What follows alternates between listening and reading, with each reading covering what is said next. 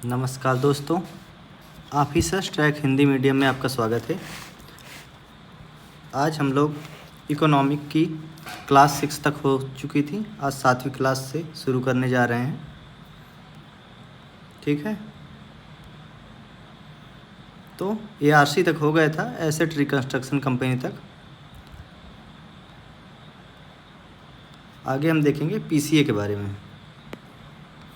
Prompt corrective action ये क्या है? देखिए, बैंकिंग क्षेत्र के नियामक के रूप में RBI हो गया। ये भारत में जो कार्यरत बैंक है उनको क्रियाकलापों पर विशेष ध्यान रखती है। इस उद्देश्य से RBI ने बैंक के राजस्व, कितना राजस्व होता, व्यय हो गया, लाभ, हानि, संपत्ति और लायबिलिटी देयता, इसका मूल्यांकन करती रहती है जो बैंकें हैं भारत में। ठीक है, अगर कोई बैंक जो है अपेक्षा के अनुरूप प्रदर्शन नहीं करता, मतलब जैसा RBI चाहती है उस हिसाब से बैंक कार्य नहीं कर पा रही है, ठीक है, लॉस में जा रही है बैंक, ठीक है, घाटे में जा रही, तो RBI इसके स्वास्थ्य में सुधार के लिए क्या करेगी? प्रॉम्प्ट करेक्टिव एक्शन लेती, PCA करती है। इसमें क्या होता है कि एक बैंक जो है RBI द्वारा सर्वप्रथम श्रेणी 1 कैटेगरी में इनको बांट दिया गया है, कैटेगरी 1, 2, 3। ठीक है, कब कैटेगरी 1 में आएगा, 2 में आएगा, 3 में। तो कैटेगरी 1 में कब आएगा? जब RBI के तहत जो बैंकों को शेयर धारकों को लाभांश वितरित करने से मना कर देगी। ठीक है, अगर कैटेगरी 1 में आना बैंक रखेगा तो क्या करेगी? बैंकों को कि शेयर को जो डिविडेंड दिया जाता है, लाभांश दिया जाता है साल में, वो नहीं दिया जाएगा। यदि एक कोई अगर विदेशी बैंक है तो भारत में कार्यरत, तब RBI क्या करेगी? बैंक के संस्थापक को, जो अगर विदेशी बैंक है तो वहाँ के जो संस्थापक होगा उनसे कहेंगे कि आप ज़्यादा पूंजी निवेश करें, मतलब विदेशी पूंजी इसमें लाएं। ठीक है, इससे वहाँ से डॉलर आएगा तो पूंजी निवेश करने के लिए बाध्य करेगी। लेकिन फिर भी अगर बैंक में स्वास्थ्य में सुधार नहीं आता, बैंक की स्थिति नहीं सुधरती, ठीक है, जिस बैंक ऑफ महाराष्ट्र का हाल हुआ था, अगर इस श्रेणी से बाहर कर दिया जाता, अगर स्वास्थ्य में सुधार हो गया तो चलो बाहर कर दिया जाएगा बाद में। अगर फिर भी नहीं होता तो क्या किया जाएगा?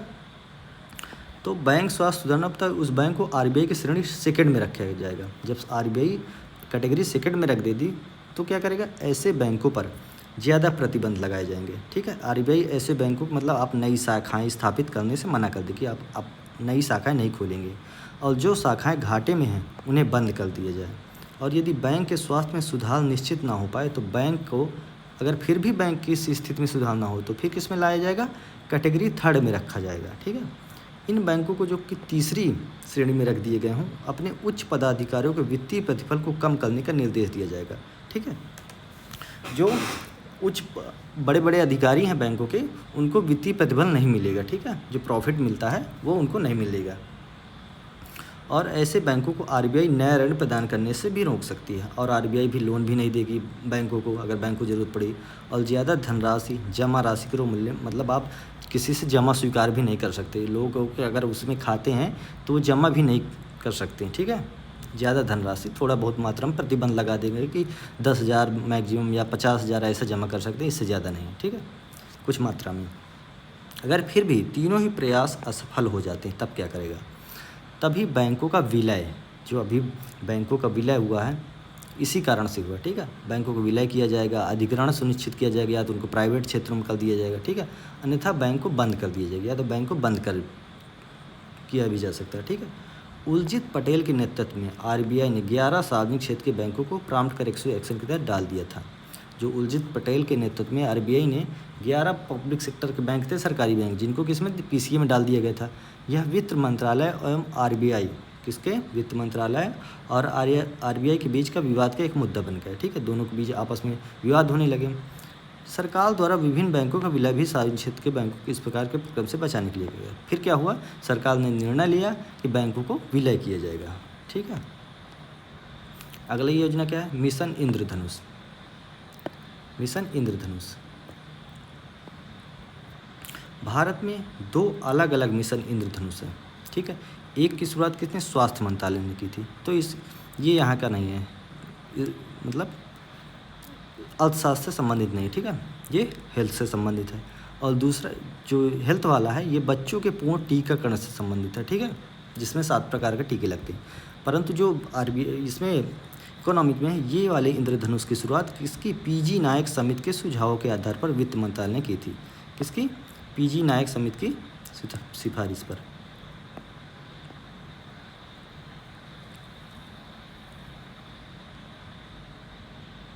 ठीक है।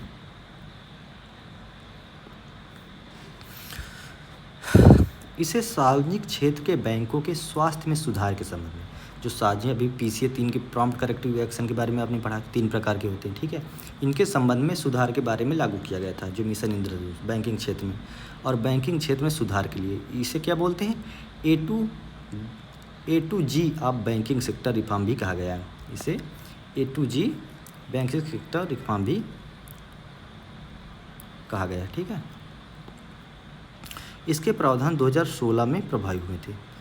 इसके 7 प्रावधान हैं। इसे इंद्रधनुष नाम दिया गया इसीलिए क्योंकि 7 प्रावधान है। पहला क्या है कि अपॉइंटमेंट है, नियुक्ति के बारे में कि नियुक्तियाँ कैसी होंगी। Banks board bureau BB BBB के बारे में होगा। कैपिटलाइजेशन पूंजीकरण कैसे होगा बैंकों का।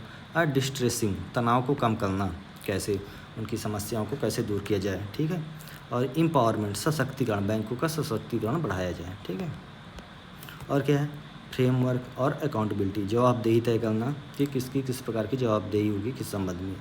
गवर्नेंस रिफॉर्म्स हो गए, शासकीय सुधार करना। ठीक है, ये 7 प्रकार के रिफॉर्म हो गए। भारत में जो सार्वजनिक क्षेत्र के बैंकों के नेतृत्व कौन, बैंक के CMD करते हैं। इनका जो नेतृत्व कौन करता है, सभी बैंकों के अपने अपने CMD होते हैं। चेयरमैन एंड मैनेजिंग डायरेक्टर हो जाए, जिसमें अध्यक्ष एवं प्रबंध निदेशक करते हैं। यह एक ही पद हुआ करता था। ये दोनों अध्यक्ष एवं प्रबंध निदेशक CMD, chairman and managing director. इस पद पर जो है सार्वजनिक बैंक के अधिकारी पदोन्नति के माध्यम से प्रमोशन होता था। ठीक है, और तय किया कि इस पद को 2 हिस्सों में वर्गीकृत किया जाए, और बाद में यह निर्णय लिया गया कि इनको पद को 2 हिस्सों में बांट दिया जाएगा। अध्यक्ष के पद पर एवं प्रबंध निदेशक के पद पर 2 अलग अलग अधिकारी को नियुक्त की गई। दोनों को अलग अलग, पहले एक ही होता था CMD, अब अलग अलग हुआ। गैर कार्यकारी अध्यक्ष का एक तीसरा पद भी बना दिया गया, और एक गैर कार्य नॉन एग्जीक्यूटिव के लिए एक अलग बना दिया गया पद। अतः सार्वजनिक क्षेत्र के बैंकों पर नेतृत्व 3 अलग अलग अधिकारियों को होगा। इन अधिकारियों का चयन कौन करेगा, बैंक के बाहर से भी हो सकता है, कोई जरूरी नहीं कि बैंक से ही हो। ठीक है, उच्च स्तरीय नियुक्तियों में सरकार के हस्तक्षेप को रोकने के उद्देश्य से जो बैंक बोर्ड ब्यूरो की स्थापना की गई, मतलब कि सरकार का कंट्रोल ज़्यादा न रहे इनके नियुक्ति के संबंध में। ठीक है, इसलिए BBA BBB की स्थापना की गई। इसकी स्थापना 1 अप्रैल 2016 को हुई, बैंक बोर्ड ब्यूरो की स्थापना। इसका उद्देश्य क्या है कि सार्वजनिक क्षेत्र के जो बैंकों में उच्च स्तरीय नियुक्ति के लिए उचित उम्मीदवारों के नाम का प्रस्ताव प्रस्तुत करें, मतलब प्रपोजल दिया जाएगा पहले और फिर उनको नियुक्त किया जाएगा। अध्यक्ष को सम्मिलित कर इसमें टोटल 7 सदस्य हैं। ठीक है, इसमें कितने सदस्य होते हैं, बैंक बोर्ड ब्यूरो में 7 होते हैं, और 2 वर्षों का रखा गया कार्यकाल। ठीक है,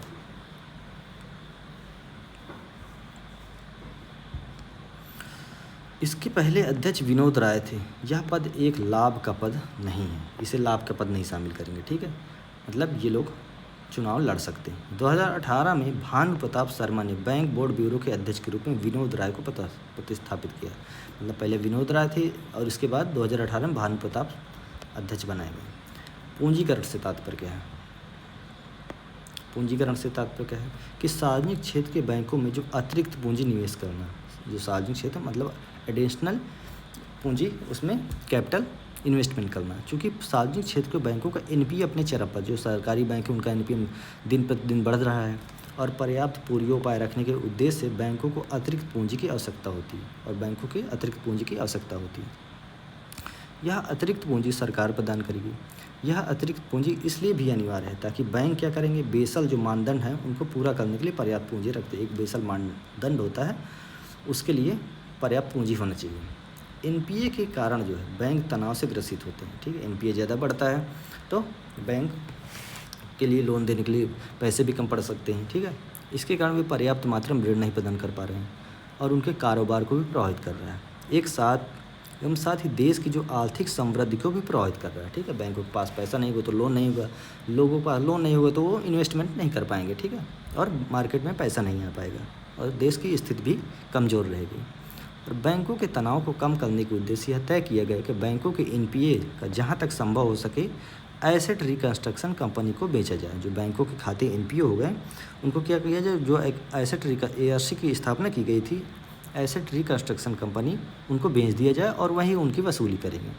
यही कारण है कि बैड बैंक तथा पैरा की अवधारणा को सरकार ने बढ़ावा दिया। ठीक है, यहाँ सशक्तिकरण सार्वजनिक क्षेत्र के बैंकों को स्वायत्त बनाने को संबोधित करती है। मध्यम स्तरीय एवं निम्न स्तरीय नियुक्ति की प्रक्रिया के संदर्भ में सार्वजनिक क्षेत्र के बैंकों को पूर्णतः स्वतंत्र छोड़ा जाए। ठीक है, यह भी कहा गया है कि इनको जो सार्वजनिक क्षेत्र के बैंकों को पूर्णतः स्वतंत्र छोड़ दिया जाए जो नियुक्ति के संबंध में। और जवाबदेही तय करने से मतलब है कि जिम्मेदारी तय करना। अधिकारी द्वारा लिए गए किसी भी निर्णय की जवाबदेही उसी अधिकारी की होगी। ठीक है, जो भी अधिकारी निर्णय लेगा उसकी जवाबदेही उसी अधिकारी को। शासकीय सुधार से तात्पर्य क्या है? शासकीय सुधार से तात्पर्य जो सुधार यह सुनिश्चित करें कि वही समस्या सार्वजनिक क्षेत्र के बैंकों में दोबारा उत्पन्न ना हो। मतलब जो पहले समस्या हो चुकी वो दोबारा ना हो, इन्हें शासकीय सुधार कहा जाता है। इस उद्देश्य से प्रत्येक वर्ष क्या होता है? ज्ञान संगम का आयोजन किया जाएगा। ज्ञान संगम, ये याद रखना।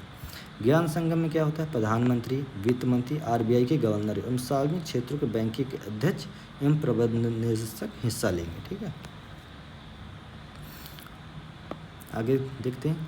वित्तीय सेवा संस्थान ब्यूरो, ये क्या है? FSIB, financial service institutions bureau. Financial service institution bureau. सरकार ने जो बैंक बोर्ड ब्यूरो को जो वित्तीय सेवा संस्थान ब्यूरो FSIB में परिवर्तित कर दिया गया। जो बैंक बोर्ड ब्यूरो हो उसमें किसमें बदल दिया गया? FSIB का। सार्वजनिक क्षेत्र के बैंकों और बीमा फर्मों के प्रमुखों का चयन, जैसे LIC हो गया, अब कौन करेगा? पहले BBB करती थी बैंक बोर्ड ब्यूरो, अब कौन करेगी? फाइनेंशियल सर्विसेज इंस्टीट्यूशंस ब्यूरो करेगी। ठीक है, बैंक बोर्ड ब्यूरो अध्यक्ष भानु प्रताप शर्मा और सदस्यों के कार्यकाल के अप्रैल 2022 में समाप्त होने के बाद, जब 2022 में समाप्त हो गया इनका कार्यकाल और फिर ये अप्रासंगिक हो गया। यहाँ तक कि दिल्ली उच्च न्यायालय ने भी पिछले साल फैसला सुनाया था कि BBB राज्य द्वारा संचालित सामान्य बीमा कंपनियों के महाप्रबंधकों और निदेशकों का चयन नहीं कर सकता।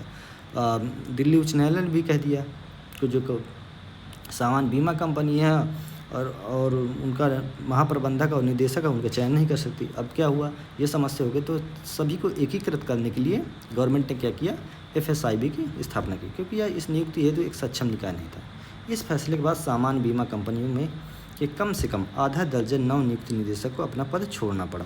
जो नए नियुक्त हुए थे उनको अपना पद भी छोड़ना पड़ा जब हाई कोर्ट का फैसला आ गया। ठीक है, इसलिए इसी अनिश्चितता को दूर करने और सार्वजनिक क्षेत्र के बैंकों, सार्वजनिक क्षेत्र के जो बीमा कंपनी जैसे इंश्योरेंस कंपनी हो गई और वित्तीय संस्थाओं में पूर्णकालिक निदेशक और गैर कार्यकारी अध्यक्षों को नियुक्त हेतु सिफारिश करने के लिए वित्त मंत्री की पूर्व स्वीकृति से वित्त विभाग द्वारा, वित्त मंत्री को पहले स्वीकृति दी गई, उसके बाद FSIB के रूप में एक नए निकाय का गठन किया गया। कैबिनेट की नियुक्त समिति ACC की मंजूरी पर BBB के पूर्व अध्यक्ष जो भानु प्रताप शर्मा को 2 साल के लिए या अगले आदेश तक के लिए FSIB के नए प्रमुख के रूप में इन्हीं को क्या बना दिया गया? FSIB का अध्यक्ष भी नियुक्त कर दिया गया। ठीक है,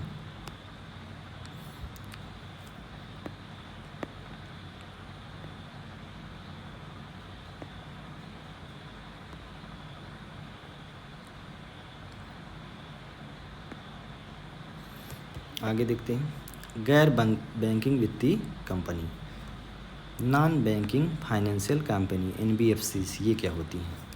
NBFC जो है बैंक की तरह होते हैं, ये भी बैंक की तरह होते हैं, परंतु ये बैंक नहीं होते, इनको बैंक नहीं मानेंगे हम। ठीक है, NBFC पहले ही लिखा नॉन बैंकिंग, मतलब बैंकिंग कार्य नहीं, अतः इन्हें शैडो बैंक मतलब अथवा छाया बैंक, मतलब जो छाया प्रदान करते हैं, छाया बैंक कहा जाता है। बैंक की तरह NBFC भी वित्तीय लेन देन से संबंधित होते हैं, परंतु वे हर वह सेवा प्रदान नहीं कर सकते, मतलब हर सेवा नहीं करेंगे जो बैंक देती हैं। ठीक है, हर वह सेवा प्रदान नहीं कर सकते जो बैंक प्रदान करती है। यही कारण है कि इन्हें क्या बोला जाता है? गैर बैंकिंग शब्द से संबोधित किया जाता है। भारत में कार्यरत सभी NBFCs को RBI नियंत्रित नहीं करती। ठीक है, RBI नहीं नियंत्रित करती सभी NBFCs को। भारत में जो है कार्यरत बीमा कंपनियों को IRDA नियंत्रित करती है। ठीक है,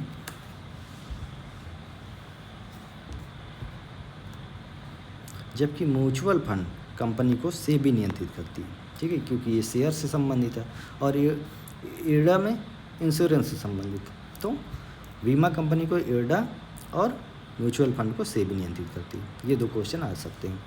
जो वित्तीय कंपनियां आरबीआई के नियंत्रण में आती हैं, जो वित्तीय कंपनियां आरबीआई के नियंत्रण में आती हैं, ठीक है, सिर्फ उन्हीं का पंजीयन आरबीआई के साथ अनिवार्य है। जो भी वित्तीय कंपनियां हैं आरबीआई के अगर कंट्रोल में आती हैं तो उन्हीं का पंजीयन आरबीआई के साथ होगा, परंतु हर एक एनबीएफसी कंपनी अधिनियम के अंतर्गत अनिवार्य रूप से पंजीकृत होगी।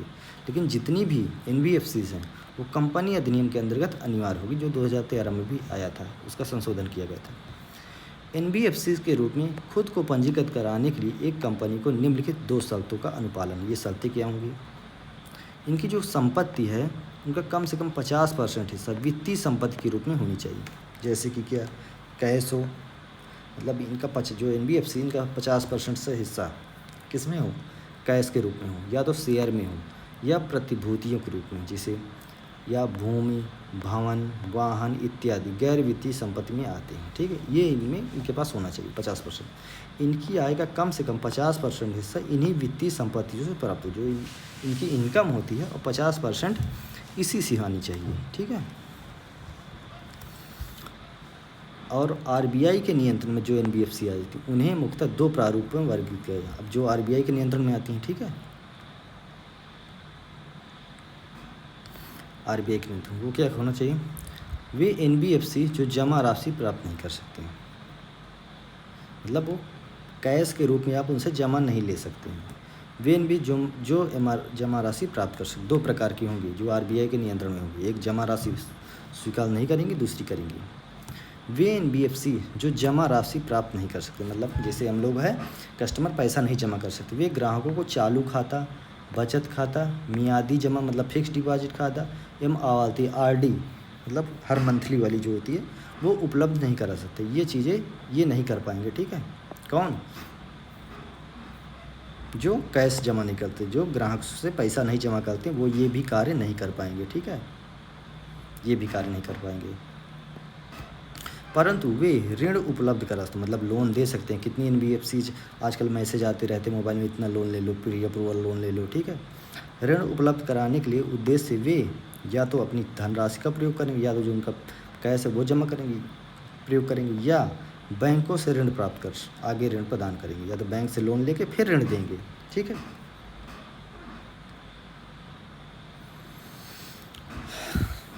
दूसरी ओर जमा राशि प्राप्त करने वाले एनबीएफसी जमा कर से जमा राशि तो प्राप्त कर सकते हैं। अब दूसरी क्या होती है? जमा राशि तो कस्टमर से पैसा जमा कर सकते, परंतु मात्र सावधि जमा राशि के रूप में, अर्थात सेविंग खाता मतलब फिक्स डिपॉजिट या मियाद फिक्स डिपॉजिट, सेविंग और आरडी राशि प्राप्त कर सकते हैं। यह चालू खाते में बचत खाता उपलब्ध नहीं। हाँ, सेविंग खाता और नहीं करा सकते हैं, ठीक है। कौन कौन? ये क्लास याद रखिए।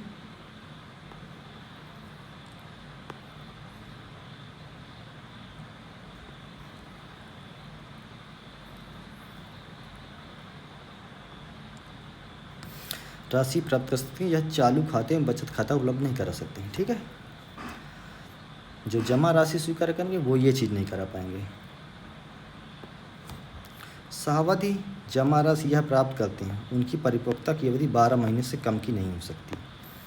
अगर जो सावधि फिक्स डिपॉजिट होगा, अगर उनकी परिपक्वता की अवधि मतलब 12 महीने से कम की नहीं हो सकती, मतलब मिनिमम 12 महीने की एफडी हो सकती है, हम 60 महीनों से ज़्यादा की नहीं हो सकती, 12 से 60 के बीच में होनी चाहिए।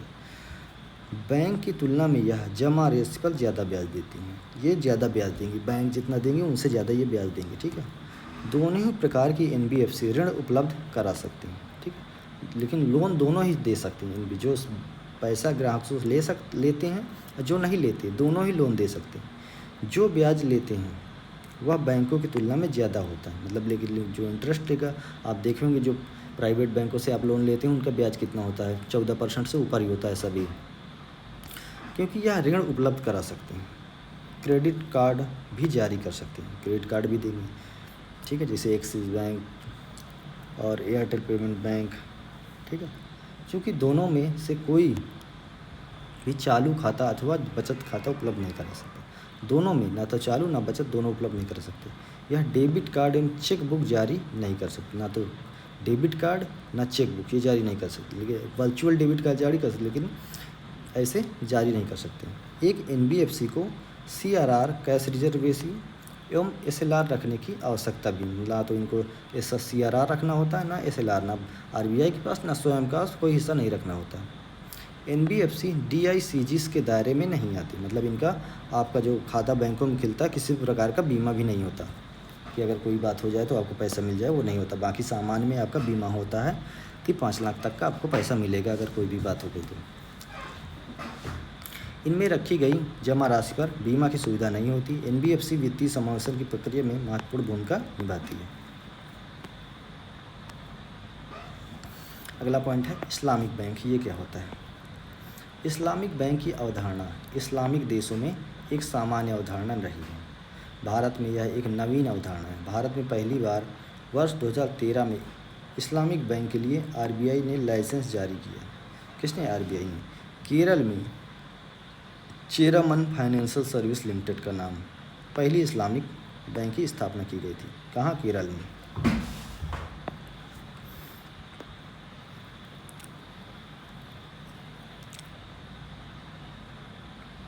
ठीक है, केरल में स्थापित की गई थी। इसकी स्थापना एक NBFC किसमें? NBFC के रूप में की गई थी। स्थापना के लिए जो है न्यूनतम पूंजी निवेश 1000 करोड़ रुपए का रखा गया था कि 1000 रुपये रहेगा।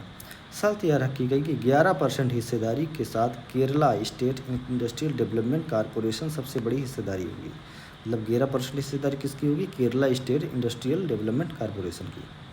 अन्य किसी भी हिस्सेदार के पास 90% ज़्यादा हिस्सेदारी, जो बाकी हिस्सेदार होंगे उनके 90% ज़्यादा हिस्सेदारी नहीं होगी, 90 से कम ही होगी। इस्लामिक बैंक जो है इस्लाम के मान्यताओं के अनुरूप कार्य करती है, अतः यह किसी भी ऐसे कार्य या कारोबार से नहीं जुड़ेगी जो इस्लाम के मान्यताओं के विरुद्ध हो। ठीक है, क्योंकि इस्लाम में ब्याज लेना और ब्याज देना दोनों ही हराम है, जो माना जाता है उनका। ठीक है, इस मान्यता के आधार पर सामान्य बैंकिंग व्यवस्था हराम हो जाती है। अतः इस्लामिक बैंक ना तो ब्याज लेंगे ना ही ब्याज देंगे। यदि एक व्यक्ति अथवा संगठन इस्लामिक बैंक में पैसा जमा करेंगे तो उसे निवेश के रूप में लिया जाएगा, मतलब इन्वेस्टमेंट के रूप में, एवं उससे ब्याज नहीं अदा की जाएगी। मतलब अगर पैसा आप जमा करते तो उससे में ब्याज नहीं दिया जाएगा। इस्लामिक बैंक ऐसी धनराशि अलग अलग व्यापार में निवेश करेगी, परंतु यह व्यापार अथवा कारोबार इस्लाम की मान्यताओं के अनुरूप हराम नहीं होने चाहिए। जैसे क्या क्या है? इस्लामिक बैंक शराब के कारोबार में नहीं पैसा लगाएगी, न जुआ अथवा सट्टेबाजी में, सुअर के मांस के कारोबार में अथवा गैर हलाल उत्पादों के कारोबार में निवेश नहीं करेगी। अन्य जिस किसी कारोबार में निवेश करेगी उसमें ब्याज नहीं, लाभ का हिस्सा प्राप्त करेगी, मतलब ब्याज नहीं लेगी, जो प्रॉफिट होगा वो लेगी। निवेशकों को भी, जो निवेशक होंगे उनको भी ब्याज ना देकर लाभ का ही एक हिस्सा उपलब्ध कराएगी, जो प्रॉफिट होगा वो दिया जाएगा, ब्याज नहीं दिया जाएगा। पहली विदेशी इस्लामिक बैंक जिसने भारत में गुजरात में कारोबार प्रारंभ किया, गुजरात में ही शुरू किया है, वह जद्दा की इस्लामिक डेवलपमेंट बैंक है। जद्दा की इस्लामिक डेवलपमेंट बैंक है। इसने भारत में एक्जिम बैंक के साथ साझेदारी की है। किसके साथ? एक्जिम बैंक के साथ। अगला पॉइंट क्या है?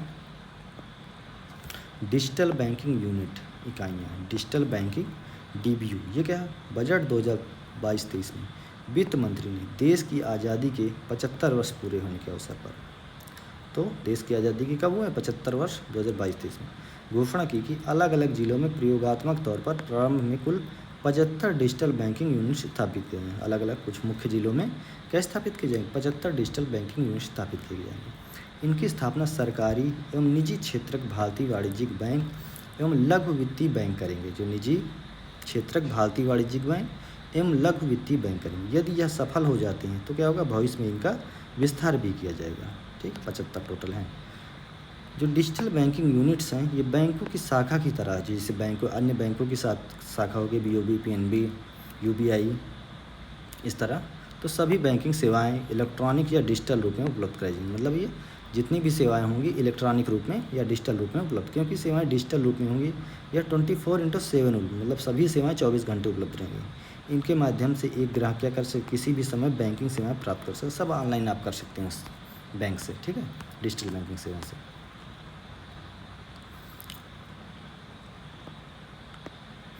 अब सेल्फ हेल्प ग्रुप एवं micro finance institution, financial institution के बारे में हम लोग पढ़ेंगे।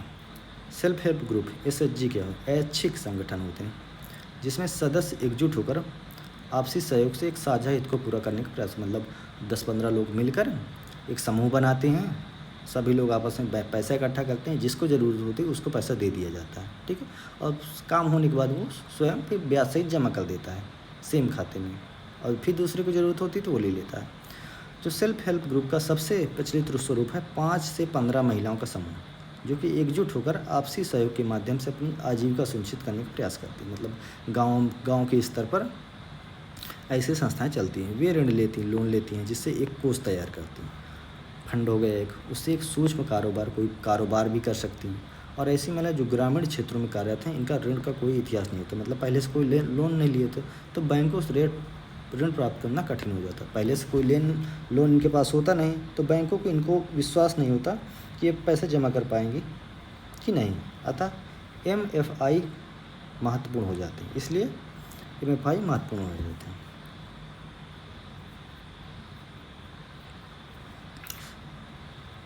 जो प्रारंभ में माइक्रो फाइनेंशियल इंस्टीट्यूशन जो है RBI नियंत्रित नहीं करती थी, वे स्वयं सहायता समूह के सदस्यों को कम धनराशि का ऋण प्रदान करते थे। मतलब MFI जो है इनको सेल्फ हेल्प ग्रुप को लोन कम देती थी और ऋण व्यक्तिगत स्तर पर दिए जाते थे। ऋण की वापसी को जिम्मेदारी पूरी समूह की होती थी। ऋण दे दिया गया तो जितने भी समूह के सदस्य होंगे सभी लोग मिलकर पैसा देंगे। परंतु भारत में जो सेल्फ हेल्प ग्रुप असफल होने लगे, फिर क्या हुआ, ये असफल होने लगे। चूँकि क्या हुआ, MFI के पास संसाधनों की कमी रहती थी। MFI थी, उसके पास संसाधन नहीं थे। वे बैंकों से ऋण लेकर सेल्फ हेल्प ग्रुप्स के लोगों को ऋण देते थे। इससे ब्याज की दर प्रायः उच्च रहती थी, क्योंकि बैंक से लेते थे। चूँकि ऋण की धनराशि कम हुआ करती थी और सेल्फ हेल्प ग्रुप के सदस्य कई MFI से ऋण प्राप्त कर लेते थे, ठीक है। मतलब लोन कम मिलता था ऋण, तो यह क्या करते थे, सेल्फ हेल्प ग्रुप की महिलाएँ कई माइक्रो फाइनेंशियल इंस्टीट्यूशन से ऋण ले लेती थी।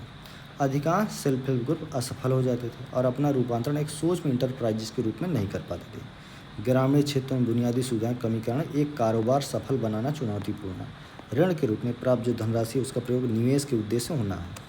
मतलब जो ऋण होगा उसका इन्वेस्टमेंट करेंगे किसी भी उद्योग धंधे में, और परिवार के दबाव के कारण उसका उपभोग कर लिया जाता। परिवार ने दबाव डाला किसी के हस्बैंड ने कि ये इतना पैसा मिल गया और किसी और काम में खर्चा हो गया, इसके कारण ऋण की भी वापसी भी नहीं होती थी और चूक हो जाती थी। फिर MFI ने क्या किया, जबरन वसूली की प्रक्रिया, मतलब पैसा नहीं मिला तो जबरन वसूली की शुरू हो गई, घर घर जाने लगे। इसके कारण उनकी लोकप्रियता में कमी उत्पन्न हुई और यह पूरी व्यवस्था फिर असफल होने लगी। फिर क्या हुआ, 1992 में नाबार्ड ने सेल्फ हेल्प ग्रुप को बैंक से जोड़ने के उद्देश्य से self help group bank linkage programme प्रारंभ किया, ठीक है। Self help group bank linkage programme, मतलब इनको बैंक से लिंक किया जाएगा। नाबार्ड ने किया था, ये याद रखना, नाबार्ड ने किया था 1992 में। नाबार्ड की स्थापना कब हुई थी बताइए, 1982। प्रारंभ में यह प्रयोगात्मक योजना थी जिसके अंदर कुल कितने, जब शुरुआत की गई तो कितने 500 सेल्फ हेल्प ग्रुप बैंकों से जोड़ा गया। चूँकि यह प्रयोग फिर सफल हो गया और इसका फिर विस्तार किया गया। अब नाबार्ड यह दावा करती है कि यह योजना का लाभ 100 मिलियन से ज़्यादा परिवारों को हुआ। नाबार्ड ने भी दावा किया कि यहाँ 100 मिलियन से ज़्यादा लाभ पहुँचाया गया और इसको आगे बढ़ाने के उद्देश्य से नाबार्ड ने 1998 में माइक्रो क्रेडिट इनोवेशन डिपार्टमेंट की स्थापना की। किसकी, 1998 में, ठीक है।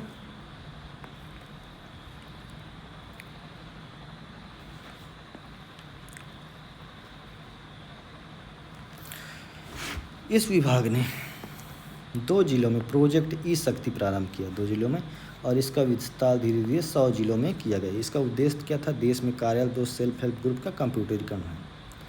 माइक्रो फाइनेंशियल इंस्टीट्यूशन एवं सेल्फ हेल्प ग्रुप को सशक्त करने के उद्देश्य से RBI ने YH मालेगाम के नेतृत्व में किसके, एक समिति का गठन किया। सेल्फ हेल्प ग्रुप एवं MFI के स्वास्थ्य में सुधार के उद्देश्य से समिति ने सुझाव भी दिए। क्या क्या सुझाव दिए,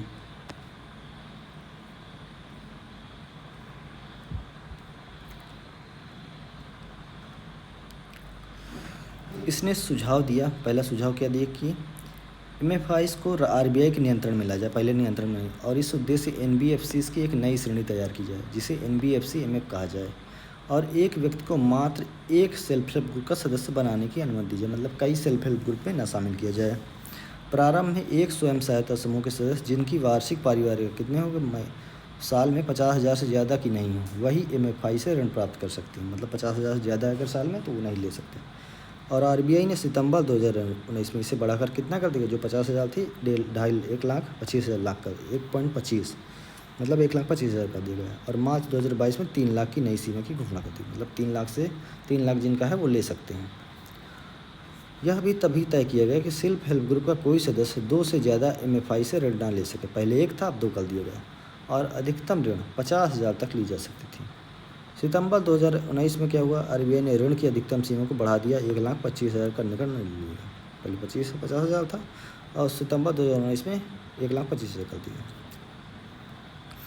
आरबीआई ने ग्राहकों को ज़्यादा ऋण देने की समस्या को कम करने के लिए अधिकतम ऋण पुनर्भुगतान राशि की सीमा मासिक घरेलू आय के 50% पर सीमित कर दी। इस प्रकार यदि वार्षिक घरेलू आय 3 लाख है तो अधिकतम कितना ऋण किस्त 1.5 लाख प्रति वर्ष से अधिक नहीं हो सकती। ठीक है।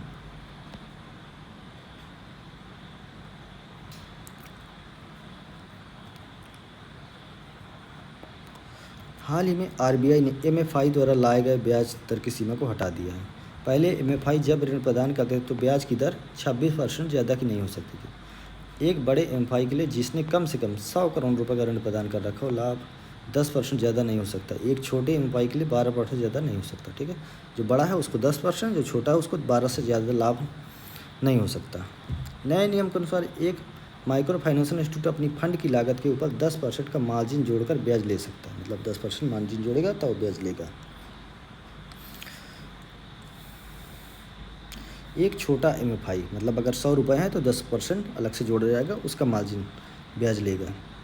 लागत के ऊपर 12% का मार्जिन जोड़ सकता है और जो छोटा एमएफआई होगा वो 12%। अन्य प्रावधान यह है कि परिसंपत्ति के आधार पर भारत के 5 सबसे बड़े वाणिज्यिक बैंकों की औसत आधार पर 2.75 गुना ब्याज दर लागू किया जा सकता है। इन दोनों में से जो भी कम हो ब्याज के रूप में चुना जाएगा। किसी भी प्रकार जबरन वसूली के लिए कंपनी जिम्मेदार होगी। ऋण प्रदान करने की प्रक्रिया में किसी प्रकार के प्रच्छन्न व्यय नहीं होने चाहिए, मतलब जो लोन दिया जाएगा अन्य फालतू के व्यय ना होना। एमएफआई से लिए गए ऋण को सेल्फ हेल्प ग्रुप के सदस्य उपभोग नहीं कर सकते। इस धनराशि का प्रयोग सेल्फ हेल्प ग्रुप के सदस्य निवेश कर एक सूक्ष्म औद्योगिक इकाई मतलब इनका उपभोग नहीं कर सकते कि अपने पर्सनल खर्चे के लिए लिए। ठीक है। इसका कोई उद्योग में निवेश करेंगे, आजीविका सुनिश्चित करने के उद्देश्य ही कर सकते हैं। सूक्ष्म वित्त संस्थान को दिया गया ऋण बैंकों को प्राथमिकता वाले क्षेत्र का हिस्सा माने जाए, प्रायोरिटी सेक्टर माना जाएगा। ठीक है। मतलब पहले इनको प्रायोरिटी दी जाएगी। पहले एमएफआई द्वारा दिए जाने वाले कुल कर्ज का 85% इन्हीं दिशा निर्देशों पर आधारित होता है। जो शेष 15% किसी भी तरह किसी भी उधारकर्ता को किसी भी ब्याज दर पर दिया जा सकता था। आरबीआई ने मार्च 2022 में इस अनुपात को 75-25 कर दिया। पहले 85% था 15, अब 75-25 कर दिएगा। ठीक है। तो आज की क्लास यहीं तक रहने देते हैं। ठीक है। क्लास कैसी लगी कमेंट करें, चैनल को लाइक एंड सब्सक्राइब करें। धन्यवाद।